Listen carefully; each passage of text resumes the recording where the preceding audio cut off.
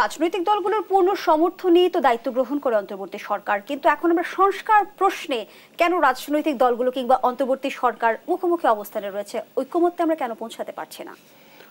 ঐক্যমত্যে পৌঁছাতে পারবো, কিন্তু মুখোমুখি অবস্থানে হলো দ্বিমত তো প্রত্যাশিত। মানে পৃথিবীতে গণতন্ত্র মানে হচ্ছে দ্বিমত, মানে সবাই একেবারে একমত বা একমত হতে হয়। নর্থ কোরিয়ার মতো দেশে সবাই একমত, ওখানে মনে কোনো দ্বিমত নেই।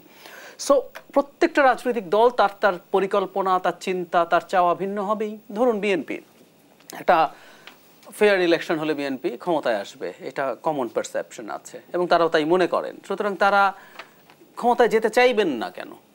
তার মনে হচ্ছে খুব বেশি দরকার নেই নির্বাচনের সাথে জড়িত যেগুলো আছে। আবার কোনো একটা দল সে যদি মনে করে আমি এখনো খুব গোছালো অবস্থা নেই, আমি আর একটু সময় পেলে আর একটু গুছিয়ে উঠবো, আমি একটু জোট তৈরি করতে পারবো, করে আমি নির্বাচনে আসবো, তাহলে আমার জন্য ভালো হবে, তো তিনি সংস্কার বেশি চাইবেন। সো এটা খুব স্বাভাবিক। এখন সমস্যাটা অন্য জায়গায় বেঁধেছে আমি মনে করি। সেটা হলো আমাদের এই আন্দোলনে যে ছাত্ররা ছিলেন, সমন্বয়করা ছিলেন, তাদেরকে কেউ কেউ সরকারের এক্সটেনশন হিসাবে মনে করেন এবং মনে করার মধ্যে দোষের কিছু নেই, কারণ তাদের তিনজন অন্তত উপদেষ্টা অংশ আছেন। ফলে যেটা দাঁড়ালো, সরকারে থেকে তারা এমন সব কথা বলছেন, তখন খুব স্বাভাবিকভাবেই বাইরে যারা আছেন তাদের কাছে ভিন্ন মত লাগবে। যেমন ধরুন বিএনপি যখন বলছেন যে তারা আওয়ামী লীগের নিষিদ্ধ করা নিয়ে একটু সফট অবস্থান নিয়েছেন, তখন সরকারে থাকা উপদেষ্টা, ছাত্র উপদেষ্টা বলছেন এটাকে জাতির ঘৃণার পাত্র হবেন তারা যারা ব্যাকডোর দিয়ে তাকে পুনর্বাসন করতে চায়। এভাবে একইভাবে সমন্বয়করা যারা আছেন তারা রাজনৈতিক দল করবেন বলে মোটামুটি নিশ্চিত, কারণ তারা এই ধরনের আভাস মিডিয়াতে দিচ্ছেন।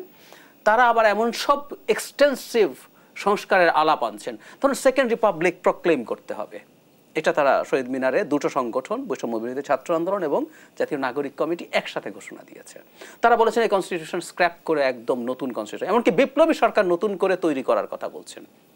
কোনো কোনো সমন্বয়ক বলছেন আমাদের প্রধান ভুল ছিল, আমরা এই কনস্টিটিউশনের অধীনে শপথ নিয়েছি এবং আমরা এখন চেষ্টা করব এটাকে বাতিল করে আবার নতুন করে একটা বিপ্লবী সরকার।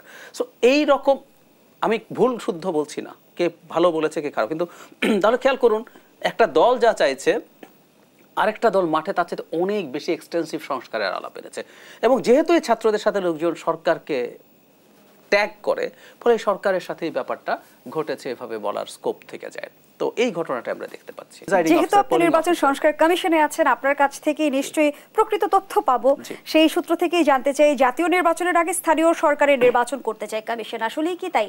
সফল হবে কি, আর সুফল মিলবে কি? আচ্ছা, এটা ইনফ্যাক্ট আমাদের কমিশন এরকম কিছু বলেনি। আমি যতদূর দেখেছি, যেমন একটা নতুন স্থানীয় সরকার কমিশন তৈরি হয়েছে, আমাদের এই কমিশনের একজন মেম্বার ডক্টর তোফায়েল আহমেদ, উনি ওটার আবার চিফ হয়েছেন। এই আলাপগুলো হচ্ছে। এখন আমি আমার একটা ব্যক্তিগত অপিনিয়ন দিতে পারি। আমি মনে করি মানে এই নির্বাচন কমিশন, আমাকে অনেক চ্যানেল সাক্ষাৎকারে জিজ্ঞেস করেছে যে এই কমিশনটা চ্যালেঞ্জ কি। আমি বলছি কমিশনে কোনো চ্যালেঞ্জ নেই, কারণ যে সরকারটা এই মুহূর্তে ক্ষমতায় আছে তারা নির্বাচন চুরি করে কাউকে বসাতে চাইছে না, তারা নিজেরাও থাকতে চাইছে না, ফলে তারা সর্বোচ্চ সমর্থন পাবেন। কিন্তু মানুষের সামনে একটু দেখানো, মানুষ তো আসলে নির্বাচন দেখে নাই কত বছর, দেখেন 15 বছরের বেশি পার হয়ে গেছে। সো মানুষের সামনে কিছু নির্বাচন দেখানো, এই সরকার এবং নির্বাচন কমিশন মিলে কিছু স্থানীয় সরকার নির্বাচন, সবগুলো না হলেও জাতীয় নির্বাচনের আগে হওয়া ভালো হবে। এটা আমি একজন, মানে আমি আমার সত্তা যদি বলেন আমি কমিশন অল্প কিছুদিন আর আছি, আর অল্প কিছুদিন, কিন্তু আমার যে অ্যানালিসিসের যে সত্তা, আমি সেই জায়গা থেকে আমি অ্যানালিস্ট হিসেবে বলছি সেটা ভালো সিদ্ধান্ত হবে।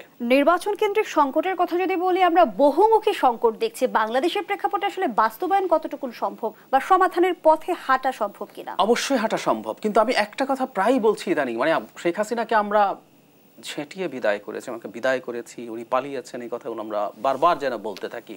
উনি যেমন জাতির পিতার কন্যা টন্যা বারবার বলাতেন, আমরা এরকম এটা বলতে থাকবো। তো ওনাকে পালাতে বাধ্য করার কারণে, প্রচুর মূল্য দেওয়ার কারণে আমাদের এক্সপেকটেশন অনেক হাই হয়েছে। এক্সপেকটেশন হাই হওয়ার সমস্যা নেই, সমস্যা হচ্ছে আমরা সব এক্সপেকটেশন একসাথে পেয়ে ফেলতে চাইছি।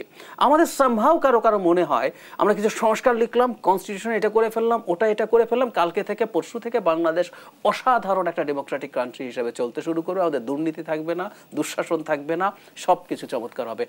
এটা হবে না। কিন্তু আপনি যে প্রশ্নটা করেছেন, আমরা সেই পথে হাঁটা শুরু করেছি, আমরা পারবো, আমরা বিশ্বাস করি। আবার বাধা আসতে পারে, আবার ফাইট করার জন্য প্রস্তুত হতে পারেন। ট্রাম্প 20 তারিখে ক্ষমতা নিয়ে দেখুক, আমেরিকানদেরকে ডেমোক্রেসির ফাইট আবার করতে হতে পারে 250 বছর পরে। এর আগে কোনোদিন ওরা এই ফাইটটা করে নেই। ইন্ডিয়ান লোকজনকে মোদির বিরুদ্ধে ফাইট করতে হচ্ছে না, হচ্ছে তো, ওদের মিডিয়া বন্ধ করে দিচ্ছে না গায়ের জোরে, ওদের গদি মিডিয়া তৈরি হচ্ছে না, again the same fight is going on. So এই ফাইটটা করতে হবে। সুতরাং গণতন্ত্রের চলার পথটা কোনোদিন খুব স্মুথ কিছু না, স্বৈরতন্ত্রের পথ স্মুথ। সো আমাদের যেন প্রস্তুত থাকি আমরা।